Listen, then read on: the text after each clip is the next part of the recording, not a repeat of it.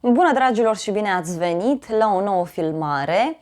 De această dată te invit la 3 citiri de tarot, în cadrul cărora vreau să văd ce mesaje are Universul să-ți transmită în acest moment despre persoana la care tu te gândești sau despre situația în care tu te afli.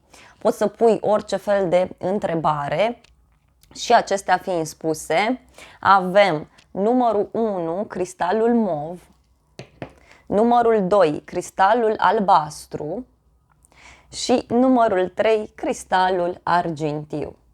Și acestea fiind spuse, ne vedem la numărul sau la numerele alese de către tine. Bine ați revenit, dragii mei, cei care ați ales cristalul mov, cei de la numărul 1. Haideți să vedem ce trebuie să cunoști tu în acest moment. Ce anume are Universul să-ți transmită? Despre ce e vorba în situația ta? Hai să vedem. Vreau să sară singură și a sărit prima carte pentru tine. Este Asul de monede. Această carte vorbește despre o energie puternică de pământ. Deci e clar vorba aici de un nou început pentru tine, o nouă persoană care intră în viața ta sau dacă ești într-o relație, te îndrepți către o etapă mult mai solidă, mult mai sigură în situația în care tu te afli. Dacă ai întrebat de zona profesională, aici văd un nou început stabil, solid.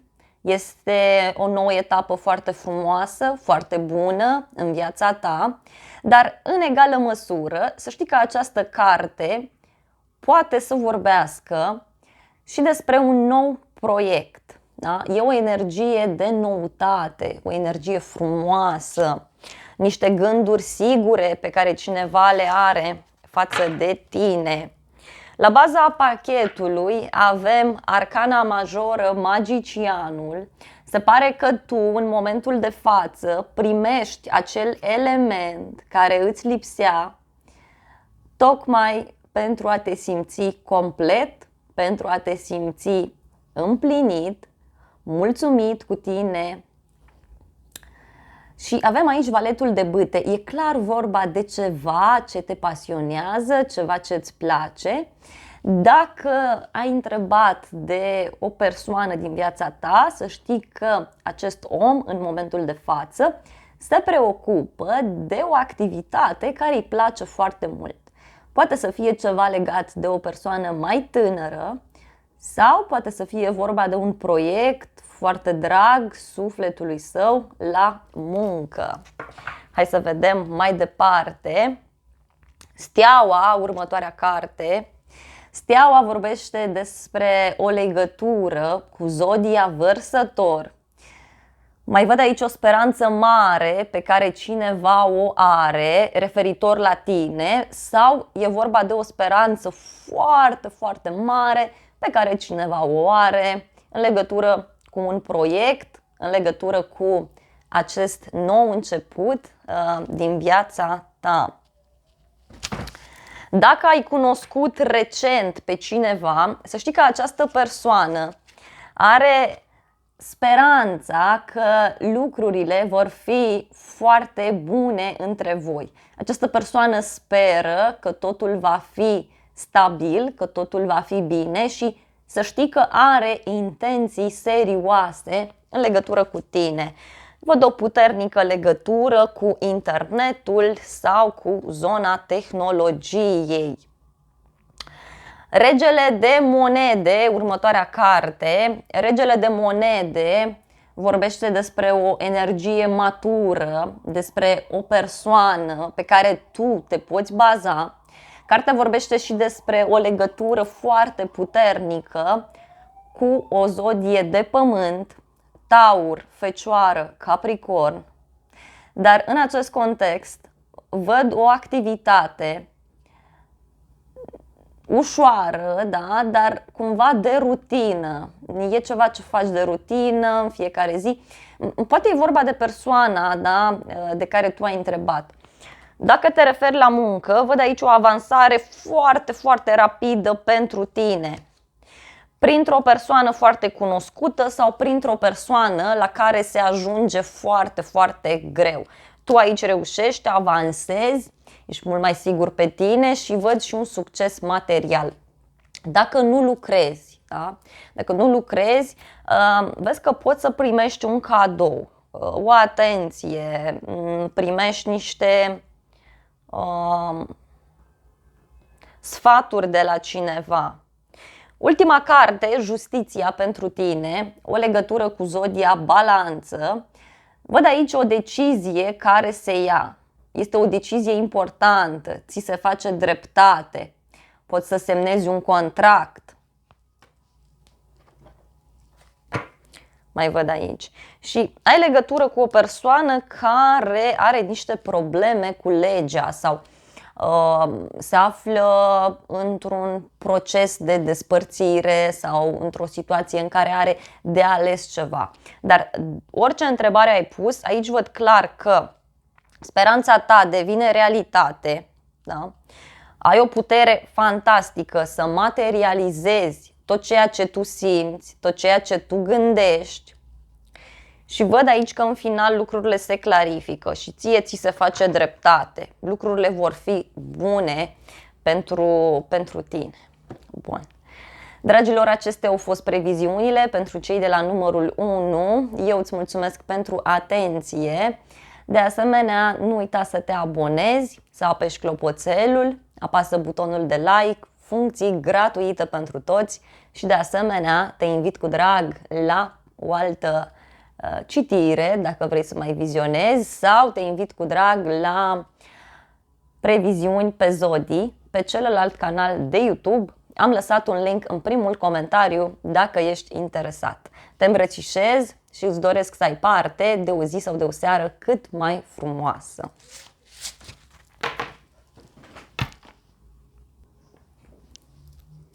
Bine ați revenit, dragii mei, cei care ați ales cristalul albastru. Haideți să vedem ce mesaje avem pentru cei de la numărul 2. Să vedem ce vrea tarotul să-ți spună despre persoana de care tu ai întrebat sau despre situația care te interesează. În primul rând avem o carte foarte frumoasă, Valetul de monede. Ești într-o perioadă în care studiezi ceva, înveți pe cineva un anumit lucru, dar de asemenea văd o nouă etapă mult mai matură, mult mai frumoasă din viața ta, dar care presupune să mai înveți anumite aspecte. Dacă ai întrebat de o persoană, să știi că în momentul de față văd că studiază, analizează ceva, dar atenție, din punct de vedere practic. Pe de altă parte, această persoană, văd aici că are o legătură cu o persoană mai tânără sau cu o persoană care încă studiază ceva anume. La baza pachetului pentru tine avem arcana majoră, forța sau puterea, care vorbește în primul rând despre o legătură cu zodia leu sau vorbește despre o provocare, despre un moment în care cineva vrea să își arate forța, cineva vrea să își arate puterea interioară, cineva vrea să demonstreze că poate mai mult. Poate e vorba de tine, e ceva ce te determină aici să vrei mai mult de la viață, de la persoana respectivă, de la un proiect.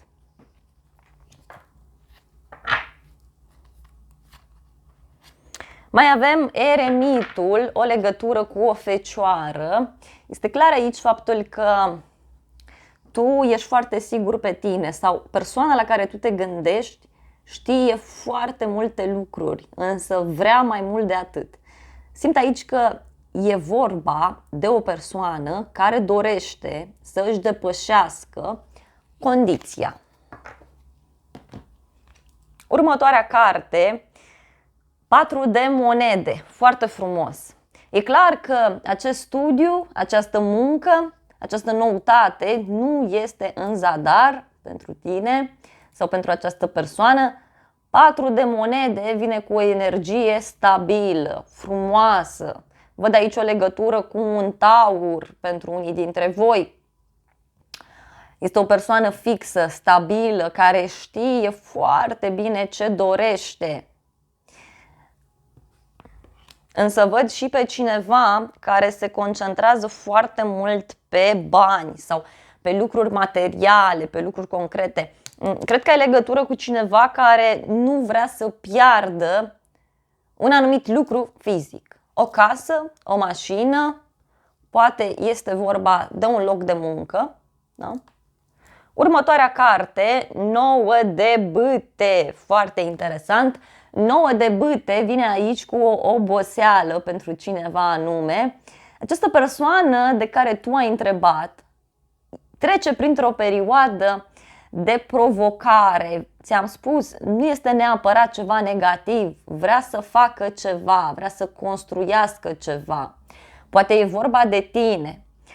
9 de bâte poate să însemne chiar și acel moment în care ți este teamă, acel moment în care tu vrei să abordezi lucrurile încet, sigur, și mai văd aici pe cineva foarte precaut, cineva care știe foarte bine ce vrea.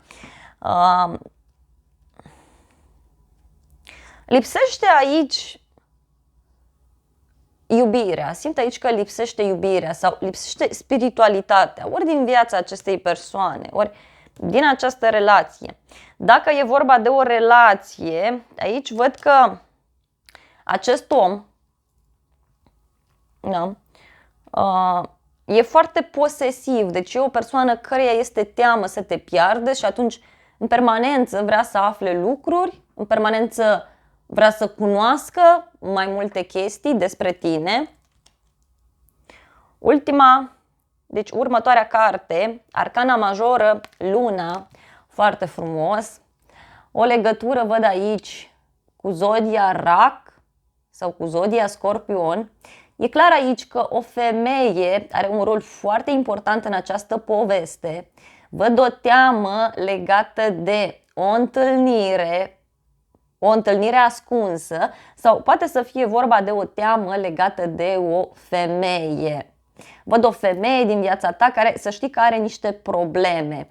Ori e foarte obosită, are mult de lucru sau poate ție ți este teamă de această întâlnire sau ai obosit de minciunile unei persoane, ai obosit să te mai afli într-o poziție ciudată, diferită.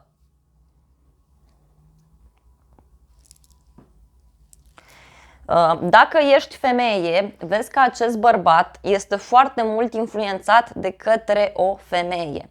Poate să fie vorba de mamă, poate să fie vorba de o prietenă, o colegă, un copil, cineva. Cineva are o influență foarte mare asupra acestei persoane. În mod special aș merge pe ideea aceasta că ar putea să fie o rudă, deci cineva din familia persoanei respective. Ok, dragilor, acestea au fost previziunile pentru cei de la numărul 2. Eu vă mulțumesc pentru atenție. Nu uitați să vă abonați canalului, să apăsați clopoțelul, apăsați butonul de like, funcții gratuite pentru toți și de asemenea te invit cu drag la încă un alt număr dacă vrei să mai vizionezi sau la o altă citire. De asemenea, dacă dorești previziuni pe zodii, te invit cu drag pe celălalt canal de YouTube. Am lăsat linkul în primul comentariu dacă ești interesat. Te îmbrățișez și îți doresc să ai parte de o zi sau de o seară cât mai frumoasă și să ne revedem cu bine și data viitoare. Bine ați revenit, dragii mei, cei care ați ales cristalul argintiu, cei de la numărul 3. Haideți să vedem ce mesaje avem de această dată. O să te rog să te gândești la o persoană sau să te gândești la situația în care tu te afli în acest moment. Să te gândești ce răspuns dorești din partea cărților. Hai să vedem. ce trebuie tu să știi în acest moment. Motanul e prezent, Lord este prezent cu noi. La baza pachetului avem arcana majoră, moartea, foarte interesant, o legătură foarte puternică, văd aici, cu zodia Scorpion. Tu treci printr-o transformare absolut profundă în acest moment. Viața ta se schimbă radical în bine și simt aici o energie de eliberare. Poate să fie vorba de un sfârșit, de un nou început în egală măsură. Avem aici 6 de cupe. 6 de cupe care vorbește despre o relație de suflet pereche. Dar mai avem aici și roata destinului. Foarte interesant. Aici e clar că ceva s-a întâmplat între tine și o anumită persoană. Să știi că din acel moment, voi doi ați intrat în altă etapă, într-o etapă diferită, mult mai frumoasă. Văd aici de asemenea că unii ați trecut printr-o despărțire acum mult timp. Prima carte, Justiția, foarte frumos. Justiția vorbește despre o legătură cu zodia Balanță. În acest context, cu această arcană majoră aici, m-aș gândi la un final legat de acte, hârtii, documente, un final legat de justiție. Poate să fie vorba aici și despre faptul că în sfârșit se face dreptate, în sfârșit lucrurile se clarifică. Unii poate chiar ați trecut printr-un moment dificil, printr-un moment de despărțire. Următoarea carte avem 6 de bâte, foarte frumos. 6 de bâte vine cu o victorie, cu o bucurie. Dacă aștepți un răspuns legat de niște acte, legat de o decizie judecătorească sau de o situație legată de un contract pentru alții dintre voi, răspunsul este pozitiv. Cartea vorbește despre bucurie, vorbește despre acel moment în care viața ta se schimbă radical, totul se transformă, da? În egală măsură, 6 de bâte și cu această carte îți transmit faptul că ți se face dreptate într-o anumită situație. Această decizie va fi una oficială, adică vor ști mai mulți oameni. Cavalerul de cupe, foarte frumos. Aici să știi că poate să însemne și faptul că cineva își rezolvă niște probleme oficial și mai mult decât atât vine către tine cu o ofertă, vine către tine cu o propunere emoționantă, este o propunere poate de dragoste. Dacă ai întrebat de muncă, văd aici că ai foarte mari șanse să-ți găsești un loc de muncă, ai foarte mari șanse să te preocupi de tot ceea ce este în viața ta, ai șanse să te simți împlinit, să te simți mulțumit, bucuros în situația în care tu te afli. Și mai văd un drum pe care tu îl poți face spre o persoană foarte dragă sufletului tău. Dacă ești o persoană singură, să știi că apare cineva în viața ta, dar există o regulă aici pentru tine și anume ori să faci pace cu trecutul, ori să închizi o relație veche, să accepti faptul că relația s-a închis sau să accepti faptul că relația cu acel copil, cu acea prietenă, cu acea persoană cu care tu te-ai înțeles cândva și poate încă te înțelegi, s-a transformat, nu mai este la fel. Această carte vorbește de transformare și despre faptul că totul se echilibrează în viața ta. Regina de cupe, uite, ultima carte, o legătură cu o zodie de apă, Rac, Scorpion, Pești, dar tot această carte, să știi că vorbește despre o puternică viziune spirituală asupra lumii. Ascultă-ți intuiția. Vezi că această invitație pe care tu o primești este absolut magică. Regina de cupe vorbește de iubire, vorbește de pace, de liniște, de înțelepciune. Și în acest context simt să-ți transmit că iubirea ta va crește, relația va înflori, vei reuși să-ți fructifici acele talente pe care tu le ai și văd multă apreciere, văd multă iubire pe de altă parte. Da? Bun. Dragilor, acestea au fost previziunile pentru cei de la numărul 3. Vă mulțumesc pentru atenție. Nu uitați să vă abonați, să apăsați clopoțelul, apăsați butonul de like, funcții gratuite pentru toată lumea și de asemenea te invit cu drag la un alt număr dacă vrei să mai vizionezi sau te invit cu drag la o altă citire. De asemenea, dacă vrei, te invit și la previziunile pe zodii pe celălalt canal de YouTube. Am lăsat un link în primul comentariu dacă ești interesat. Te îmbrățișez cu drag și îți doresc să ai parte de o zi sau de o seară cât mai frumoasă. Dragilor, acestea au fost previziunile pentru toate cele 3 numerele. Îți mulțumesc încă o dată pentru atenție și te îmbrățișez, îți transmit multe gânduri bune și îți doresc să ai parte de o zi sau de o seară cât mai frumoasă.